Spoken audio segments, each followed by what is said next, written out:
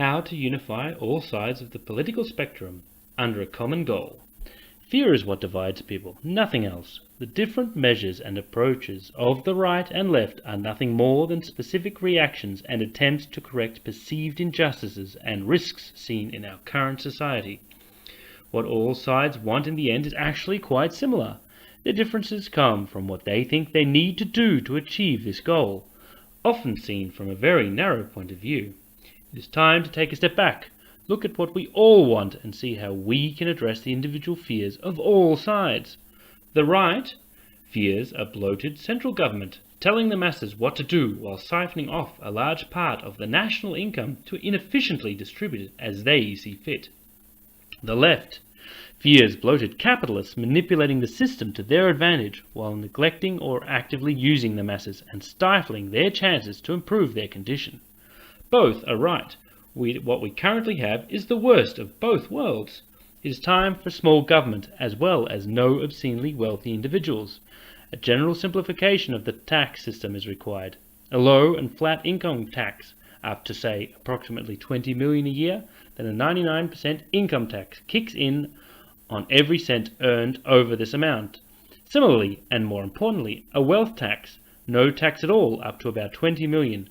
Also of assets, then a 99% tax on any wealth above this amount kicks in. Done.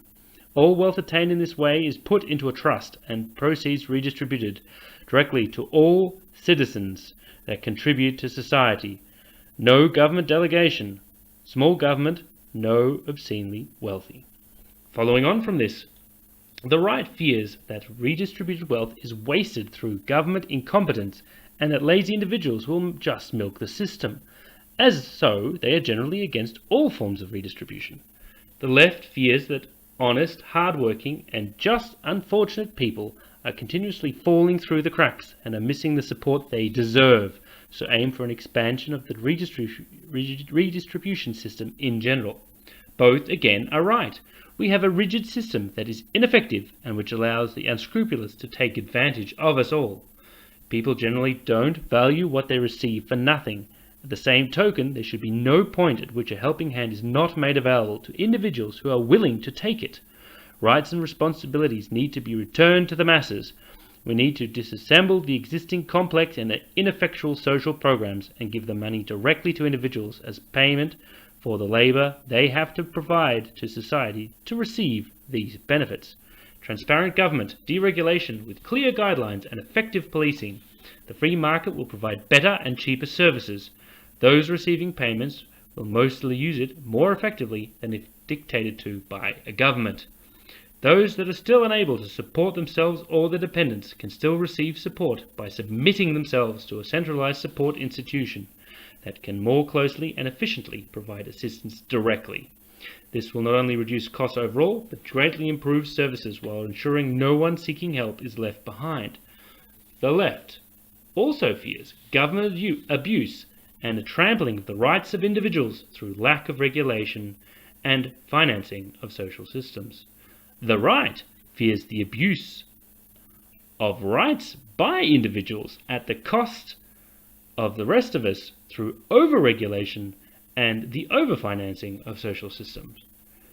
Both again are right. Abuse is rampant and the ineffective system costs a fortune. It is either stiflingly overregulated or haphazardly underregulated so that it produces poor results for the masses. Modern technology has long allowed us the tools for a true transparent government and transparent correctional institutions and government agencies. What is missing is the will, not the means. The answer to who watches the watchman is society. It's time to strengthen the connection between rights and responsibilities. With true government transparency, the question about abuse is significantly addressed and the need for rigid and ineffectual blanket regulations lowered. Those seeking to reform themselves are protected and given the resources they need, while those who move against society or are unwilling to contribute are allowed to fall to subsistence level through their own choices. People being forced to take responsibility for their actions removes the heavy burden on the social system, whereby 10% of patients/users of social services generate over 50% of the costs through poor personal health and poor social choices. People who are unwilling to control themselves have have to be shown that if they want to receive help, they have to relinquish some of the control that they are abusing. We currently have the worst aspect of both worlds working against each other to produce something that all sides are unhappy with. The division this causes is so perfect that you could almost suspect a conspiracy by those who benefit the most from playing both sides off against each other, while the government remains opaque, inefficient, and a tool of the incumbents behind the scenes. It is time for all of us to take a step back and reform the government to achieve the goals we, the majority, actually want, regardless from what direction we see the goal. Join us, the Central Coalition, as we aim to pull together the political spectrum and seek reform that allows us all to achieve our common goals.